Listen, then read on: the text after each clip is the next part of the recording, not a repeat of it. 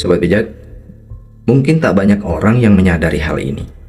Tapi perhatikanlah, arus pernafasan pada lubang hidung kanan dan kiri seringkali mengalami ketidakseimbangan. Kadang yang kanan lebih lancar dari yang kiri dan kadang sebaliknya. Supaya lebih jelas, cobalah bereksperimen. Pencet salah satu lubang hidung kalian secara bergantian, sembari melakukan pernafasan. Dalam satu hari, lakukanlah ini di waktu-waktu yang berbeda, pagi, siang, sore, dan malam. Kalian pasti akan menyadari bahwa jarang sekali arus pernafasan itu mengalami keseimbangan. Yang mana ketidakseimbangan itu bisa kalian ketahui dengan memperhatikan perbedaan tekanan ataupun suaranya. Meskipun terkesan sepele, tapi itulah salah satu indikasi bahwa arus energi dalam sistem kita juga sedang mengalami ketidakseimbangan. Dan tentu itu bisa menyebabkan ketidakstabilan kinerja sistem kita. Karena itulah, kita juga butuh satu teknik yang bisa kita manfaatkan untuk mengatasi persoalan semacam ini. Teknik ini disebut nadi shodhana atau nadi suddhi, yang berarti pembersihan nadi atau jalur energi. Ini mengacu pada suatu teknik pranayama yang berfungsi untuk membersihkan dua nadi utama kita, yaitu ida dan pinggala. Tujuannya adalah supaya aliran energi dalam sistem kita jadi lancar dan seimbang. Selain itu, rajin membersihkan jalur energi ini juga membantu dalam memuluskan kebangkitan kundalini. Karena ketika kundalini bangkit, inilah jalur utama yang akan dilaluinya untuk mengakses cakra-cakra utama kita dalam upaya membuka jalur susumna, yaitu jalur penyatuan energi dan kesadaran.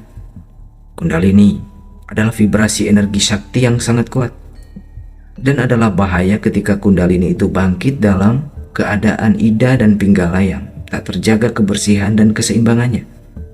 Karena ketidakstabilan kundalini bisa menciderai fisik ataupun mental kita. Karena itulah, meskipun terbilang sederhana, tapi laku ini sangat perlu dan penting, mengingat ada hubungan antara nafas, energi, dan kinerja sistem kita. Yang berarti keseimbangan pernafasan akan menghasilkan kestabilan arus dan vibrasi energi, yang selanjutnya mempengaruhi keseimbangan sistem kita dalam mengelola kesejahteraan fisikal dan mental kita, sehingga kita bisa menjalankan berbagai aktivitas dengan lebih baik, termasuk berpikir dan mengendalikan emosi. Selain itu, karena fungsi utamanya adalah untuk membersihkan jalur ida dan pinggala, maka nadi suddhi sangat perlu dilakukan sebelum kita menjalankan latihan yoga yang lebih intens, supaya ketika energi kundalini itu tiba-tiba bangkit, jalurnya pun sudah aman.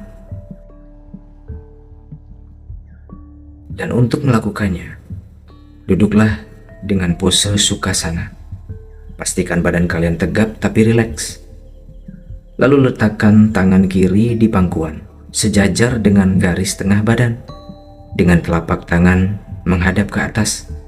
Kemudian posisikan tangan kanan di depan hidung dan membentuk Wisnu Mudra.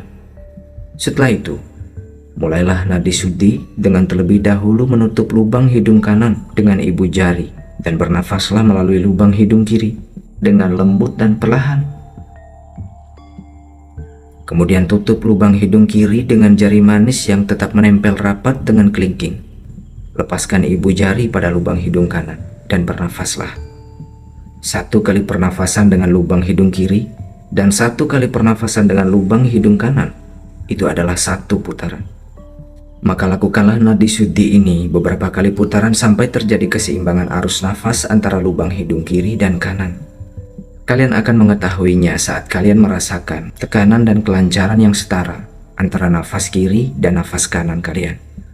Dan setelah nafas kalian seimbang, teruskanlah beberapa putaran lagi supaya efeknya lebih bagus.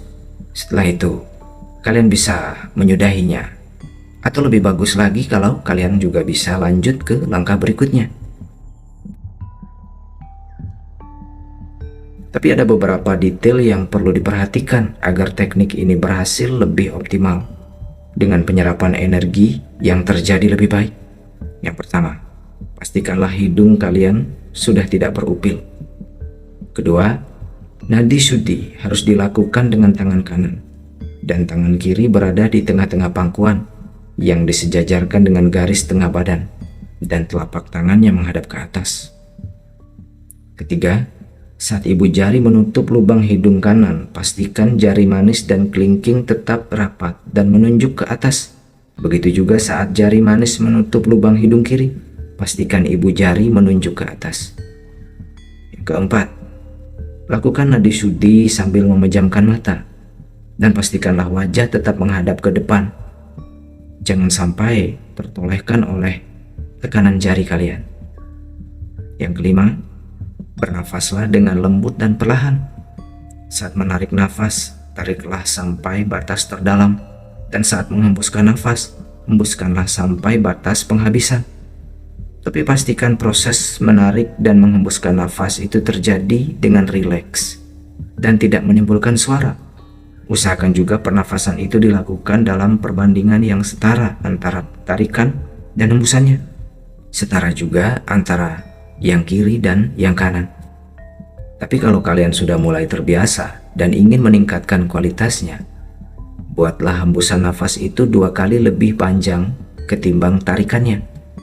Selain itu, agar sistem kita senantiasa terjaga dengan baik, pada dasarnya teknik ini sangat perlu dilakukan setidaknya 2 kali dalam sehari. Dan saat terbaik untuk melakukannya, selain di kala fajar, adalah pada saat peralihan waktu yang kita kenal dengan istilah sandiakala. Sebenarnya sih tidak ada waktu yang tidak baik, selama saat itu kondusif dan kita bisa memanfaatkannya dengan maksimal. Kapanpun bisa jadi waktu yang baik untuk melakukan nadi syuddhi. Hanya saja pada waktu-waktu tersebutlah upaya penyeimbangan itu akan terjadi lebih mudah dan lebih cepat.